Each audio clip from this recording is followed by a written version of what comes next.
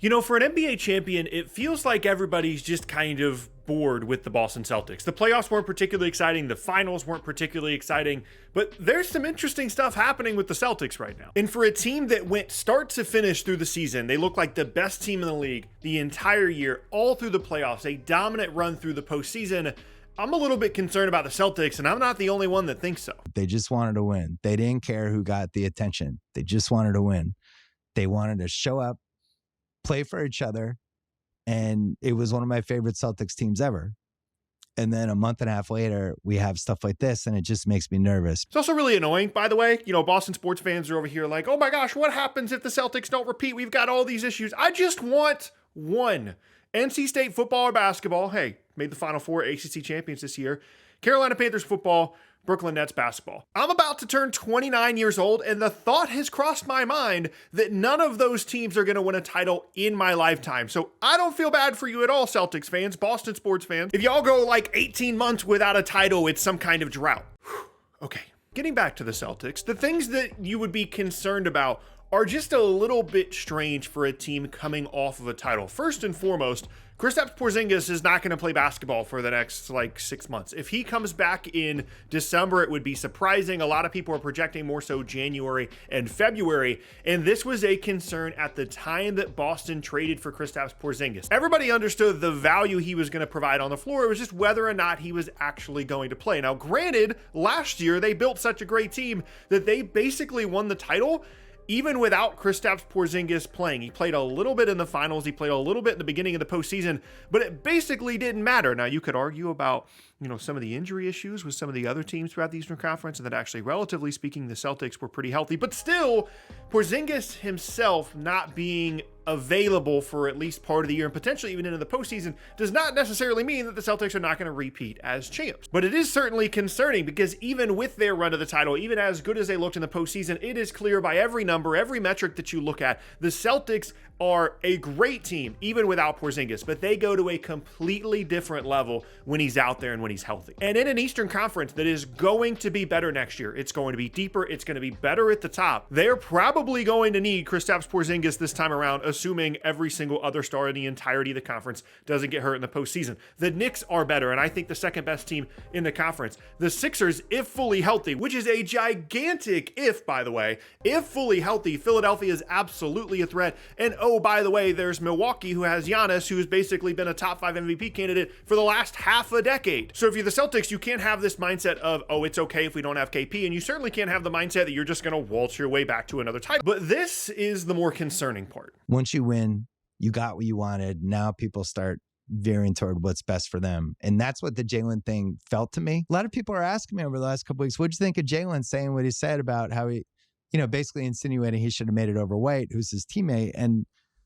my answer was I didn't like it because it wasn't the kind of thing that would have happened before they won the title. If you go and look throughout the history of the league at teams that won a title, looked really good, and then ended up not repeating, a lot of the stuff that is happening in the Celtics offseason is exactly what happens and prevents them not only from repeating, but also from sustaining any kind of long-term success. And most of that for the Celtics right now stems from Jaylen Brown's long-term future as a member of the Boston Celtics. And there's been some frustration for him this offseason, I would say deservedly so, about not being on the Team USA roster. This is, by our own admission, the best Team USA roster that we can put together. Kawhi, LeBron, Anthony Davis, Steph, everybody that could be on the team showed up and was willing to be on the team. And if you're Jaylen Brown and you understand that that's the concept of the team, the best players we can put out there are on the team, and you just won Eastern Conference Finals MVP and Finals MVP, and you won a title, yet multiple of your teammates, the other 3 guys other than Porzingis, are all on the roster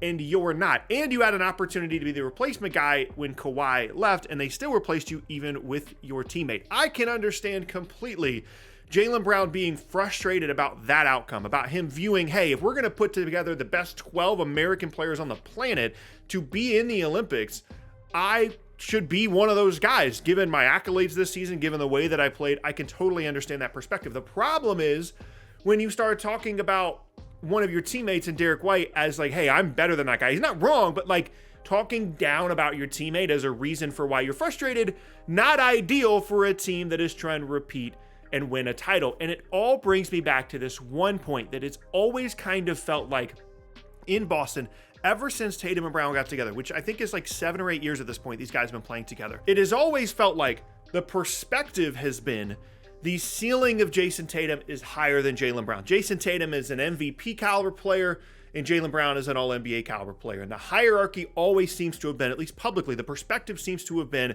Tatum and then Brown underneath that. And that kind of stuff just lingers with you. And when it keeps happening, when you win conference finals MVP, when you win finals MVP, when you're better in the finals in 2022 against Golden State, yet nobody seems to realize that. He was better than Tatum in that series as well. And you keep getting kind of passed up publicly. And then when that same thing happens to you in the Olympics, Jaylen Brown probably starts thinking, I'm better than this guy. I'm better than everybody thinks that I am. I'm good enough to be the number one guy in a title team. I'm good enough to be a franchise cornerstone. And he's never been that in terms of being the number one spot. He's never been that in Boston. He's never been perceived that way.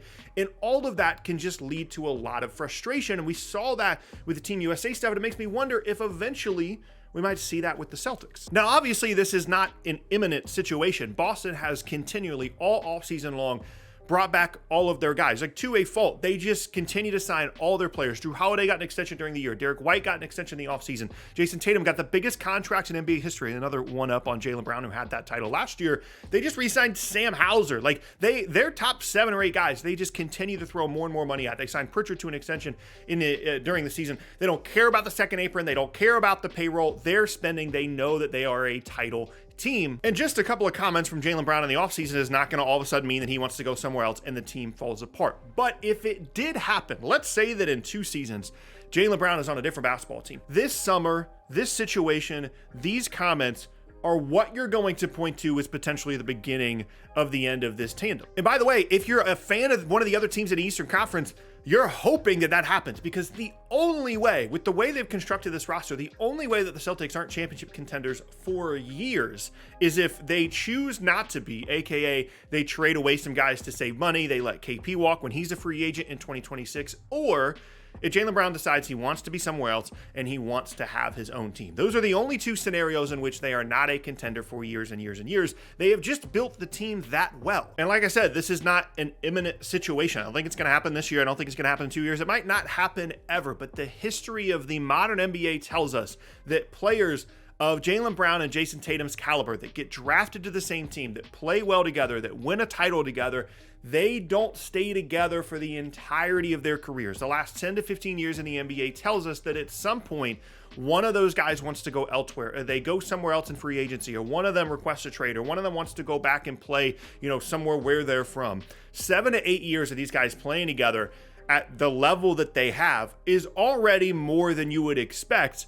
And the precedent has been set over the last 10 to 15 years that one of these guys is going to dip. And everything that we know says that it would be Jaylen Brown and it wouldn't be Tatum. And the other piece of all this that gets just kind of thrown under the rug, it's not really discussed, it's not really a part of this conversation, is the team is for sale. Now, it's not actually like publicly for sale. All indications are that it's basically going to be like passed down to someone else that is within the organization already, that already has an ownership stake. But they've been a stable franchise for a while. They've been willing to spend bringing all these guys back.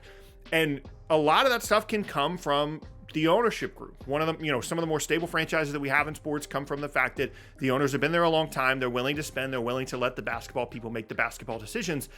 And if that starts to change and some of these guys are less comfortable with the new owners or whatever the case may be, that can absolutely be a huge piece of this as well. And I say all of this to say that not only am I nervous about this, but some Celtics fans are nervous about this. And is in terms of a team that just won a title, this is about as strange of an offseason as you can have, other than when Draymond punched Jordan Poole after they won the title in 2022, and Kyrie almost requesting a trade after the 2016 title, and then ultimately requesting a trade after the 2017 title. Other than those 2 off seasons, this is a very strange one for a team that is attempting to do the hardest thing you can possibly do in sports, and that is repeat as champions.